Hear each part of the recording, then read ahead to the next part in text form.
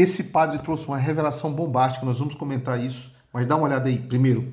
Existiu politeísmo no Antigo Testamento. Inclusive, Deus tinha, alguns chamam de Jeová, né? Jeová tinha uma esposa chamada Xerá. Isso está na Bíblia.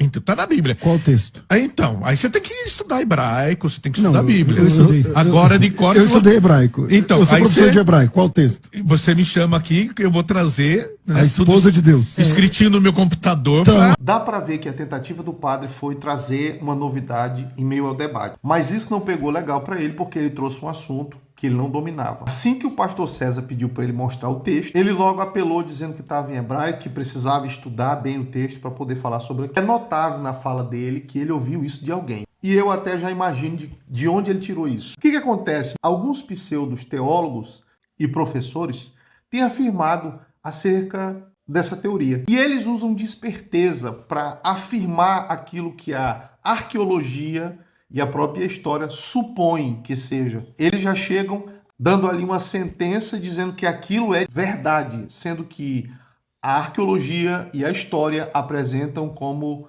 apenas. O pessoal que vem fazendo isso, a gente já sabe qual é a tentativa deles. Descredibilizar a escritura, porque eles mesmos não estão atrás da verdade, mas simplesmente de distorcer a verdade.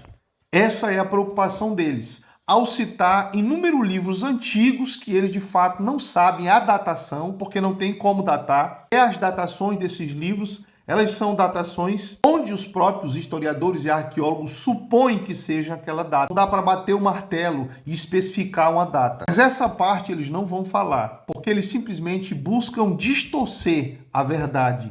E eu sinto muito falar que o pobre do padre caiu nessa, em afirmar que Deus, que era chamado Senhor, que na sua tradução é Baal, era casado com Áxera, ou Axera, que é a mesma Azera, traduzido na Escritura, que por sua vez é a mulher de Baal. Aquele Deus que Elias desafiou no Carmelo, esse pessoal está sempre tentando trazer novidade, e o interesse a gente sabe qual é. Eu reconheço que há uma grande dificuldade na interpretação de alguns textos, exatamente porque esses textos se referem a uma cultura antiga.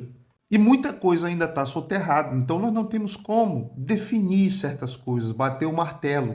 Por isso, quando você vê alguém que se posiciona como dono da verdade, ou seja, parece assim que ele estava lá no dia em que aquele material foi fabricado, no dia que o livro foi escrito, então ele fala com tanta propriedade, e a verdade é que os próprios historiadores e arqueólogos que trabalham direto com os objetos não falam com tanta precisão, como esses pseudo-teólogos e professores falam. Dessa forma, eles apenas mostram que são desleais com a verdade. Somente isso. Não há erudição, não há precisão, não há conhecimento, apenas deslealdade. Se eles tivessem pelo menos a preocupação de olhar para as profecias que se cumpriram, ainda que essas profecias estejam tão distantes dos nossos dias, mas que nos nossos dias se cumpriram, e muitos textos que a Bíblia menciona a respeito de questões relacionadas à geografia, por exemplo, textos como o livro de Daniel, que profetizou a destruição do templo e a reedificação, a vinda do Messias, exatamente no período do primeiro século, como tinha sido dito pelo livro. Mas isso não é observado, porque para eles não é favorável. Então, eles querem apenas aquilo que é favorável para distorcer o que a Bíblia diz. É lamentável que o padre tenha caído nessa. Que o Senhor tenha misericórdia do padre. Deus abençoe. Até o próximo vídeo.